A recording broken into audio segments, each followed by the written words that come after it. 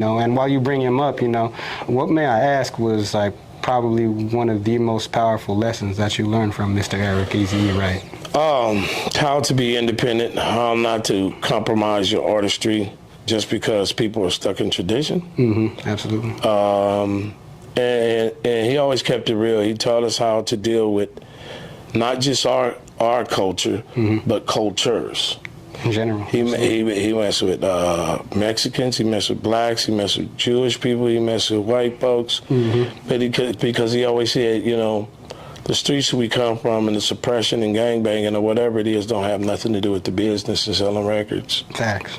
And, he was just one of those ones that was, you look at your Pacs, you look at your Nipsey Hussles, and all those people, a lot of people got their technique from Eazy-E. Yes, sir. And because he decided to put up his hustle money, all the guys in NWA, it was an intricate part of that success. The NWA tree is amazing. Dr. Dre is amazing, got a star. But even then, you see Dr. Dre having a star, you see 50 Cent, you see Above the Law, you see Kokane, DLC, you see Bone Thugs and Harmony, Eminem, the list goes on.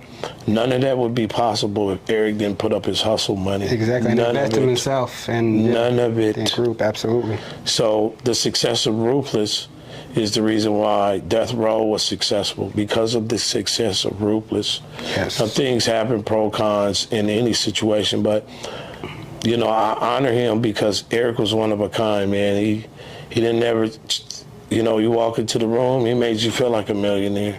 Exactly. And it's not just about money, he just made you feel good. He had on his G-Vise, Cortez, his gangster jacket with a Compton hat rolling a big body. And he loved his artists, man. He groomed us well, so to speak. And, yes, sir. March 26th, I celebrated him because that was the day he passed to heaven and transcended. And I learned that all that stuff that I'm telling you is that I learned that and created my own company called Buddy Boy Entertainment. Yes, sir.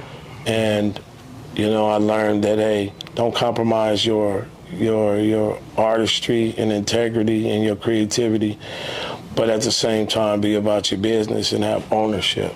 That's what What up with it, y'all? This your OG partner, the legendary Kokane. You heard? From the SGB. Look, I want to give a shout out to the CALi series show.